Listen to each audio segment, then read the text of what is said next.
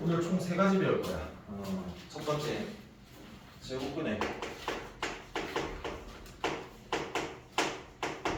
제곱근이라는 놈의 덧셈이라는 거. 무슨 셈? 뺄셈이라는 걸 조금 해볼 거거든. 근데 우리가 뭘 할 거냐면 동명이라는 부분을 한번 생각해 보자. 혹시 너네가 배웠던 동명 뭔지 기억나냐? 종류가 뭐하다? 같다라는 걸 말하는 거거든. 생각을 해봐. 예를 들면 A 더하기 A 더하기 B가 있으면 이거 어떻게 정리야 이거? 그치. 그럼 이 문자가 같고 이 지수가 같으면 동명이라 그러거든. 그럼 이 두 개는 동명이니까 간단히 하면 두 개를 더해주면 돼. 그러니까 두 개니까 몇 A야? 2A. 계수끼리 더해주면 된다.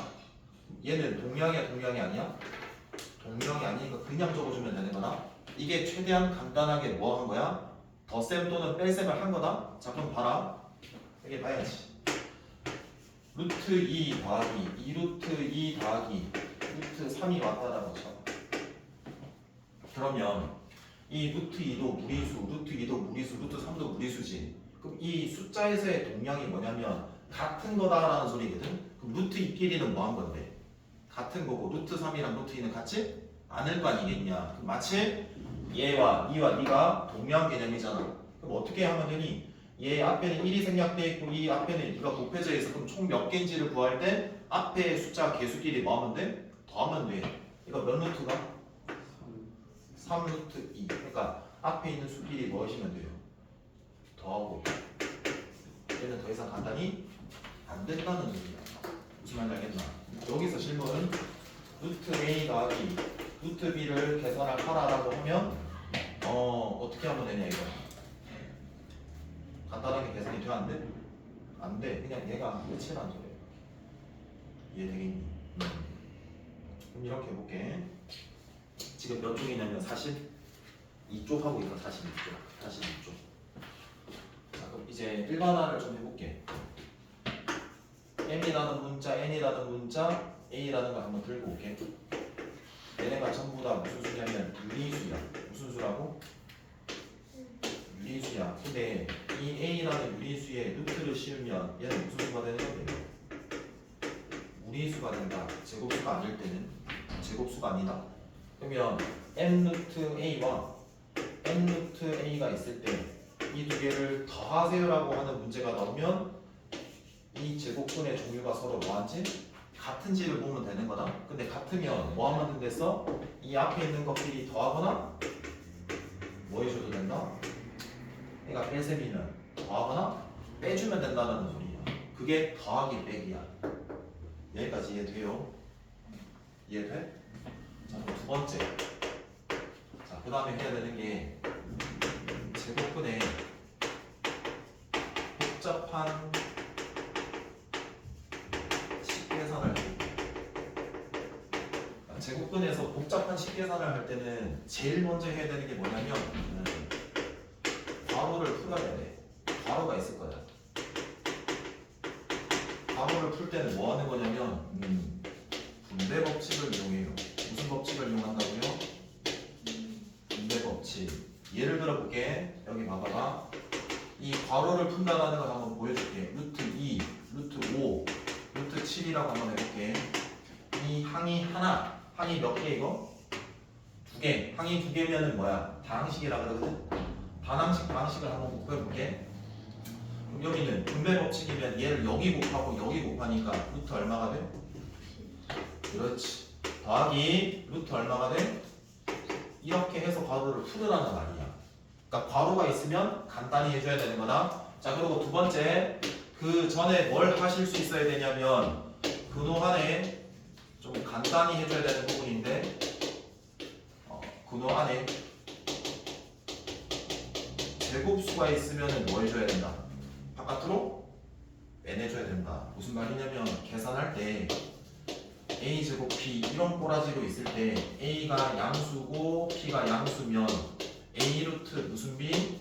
루트 b 이 꼴로 일단은 간단히 빼주고 나서 계산을 마무리 지어야 되는 거라고. 간단히 해야 되는 거다. 하나 간 단위가 또 뭐가 있냐면 분모에 뭐가 있으면 무리수가 있으면 무슨 화 해줘야 된다? 유리화 해준다. 그러고 나서 그때부터는 제일 먼저 곱셈 그리고 나눗셈 먼저 한 뒤에 덧셈 뭐 해주면 된다? 뺄셈 순으로 계산해내면 된다. 무슨 말인지 알겠나? 괄호를 있으면 먼저 풀어. 무슨 법칙 이용해가지고? 분배 법칙. 그리고 바로 곱셈, 나눗셈 계산을 하는 게 아니고 간단히 해준 뒤에, 그러니까 근호 안에 제곱수가 있으면 빼내고 분모에 무리수가 있으면 뭐하고? 유리화하고 그 다음에 곱하고 더하고 순으로 가면 되는 거야. 이해되냐? 이게 두 번째 너네가 알아둬야 되는 개념 44쪽이다. 자, 세 번째 한다. 마지막이다 이거. 여기까지 설명하고 끊고 쉬는 시간 주고 문제 풀게. 세 번째가 뭐냐면 자, 제곱근이라는 게 근호를 우리가 이렇게 표현해가지고 나타내는 수거든. 그럼 한번 물어볼게. 이거 무리수야 유리수야? 무리수일 수도 있고 무슨 수일 수도 있어. 유리수일 수도 있어. 자, 그럼 유리수인 거는 뭔데 얘들아? 근호가 사라지는 수, 즉 루트 안에 게 무슨 수인 거? 제곱수. 그럼 얘는 무리수는 예를 들세요라고 하면 어떤 거인데? 이런 거잖아. 생각해봐. 얘는 2 맞아. 플러스 한번 꼬라지를 맞춰볼게. 빵이라고 할 수 있는 거 아니야? 그 다음 얘는 2. 얼마 얼마라고 아까 배웠지? 근사값. 그럼 2 더하기 0. 얼마 이런 거지. 그러니까 뭘 강조를 하고 싶냐면 무슨 부분이 분명히 있어. 항상 정수 부분이 있다. 야, 무리수랑 유리수랑 합치면 어차피 실수야. 실수는 정수 부분이 있고 당연히 무슨 부분이 있다? 소수 부분이 있다라는 거야. 그러니까 정수 아니면 소수로 더해져서 표현이 된다라는 소리 알겠냐? 그럼 우리가 이렇게 실질적으로 무리수를 우리가 나타냈을 때 표현하려면 즉 정확히 뭐를? 소수를 표현하려면은 얘는 순환소수도 아니니까 끝이 없는 무한소수잖아. 맞아? 그럼 이거 표현할 수 있겠냐? 0.1, 3, 2 규칙도 없는데 끝까지 적을 수 있니? 없어. 그래서 기억해라. 무리수의 소수를 표현할 때는 직접적으로 내가 하나를 나열할 수 있다 없다? 없고 무슨 표현을 할 수밖에 없다? 간접 표현할 수밖에 없다. 자, 간접 표현이 뭔지 봐봐. 내가 이 소수 부분을 내가 구하고 싶어. 얘를. 이거 필요 있다 없다? 없지. 넘겨볼게. 그럼 소수 부분을 여기에는 예를 들면 루트 5에서 뭘 빼는 거야? 2 빼면 2. 얼마에 2를 빼니까 0. 얼마라는 소수를 간접적으로 표현할 수 있다는 소리야. 무슨 말인지 알겠나? 다시 갈게. 내가 무리수다라고 하는 부분에 소수를 표현하고 싶어. 그러면 앞으로는 이렇게 하는 거야.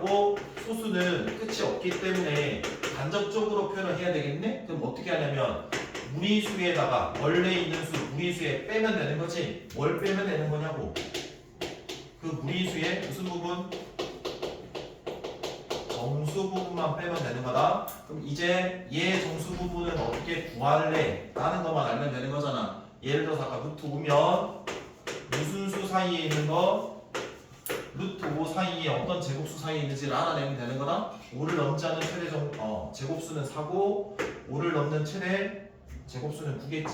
가까이 있는 거. 그래서 2와 3 사이니까 얘 정수 부분은 얼마일까? 2 빼면 되는 거야. 한번 예를 들어 볼게.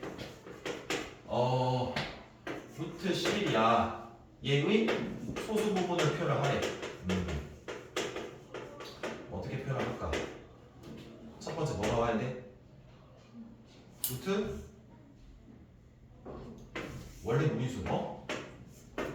11 거기에서 뭐 한다고? 원래 무리수에서 빼. 무리수의 무슨 부분? 정수 부분. 루트 11의 정수 부분 찾을게. 뭐와 뭐 사이니? 돼?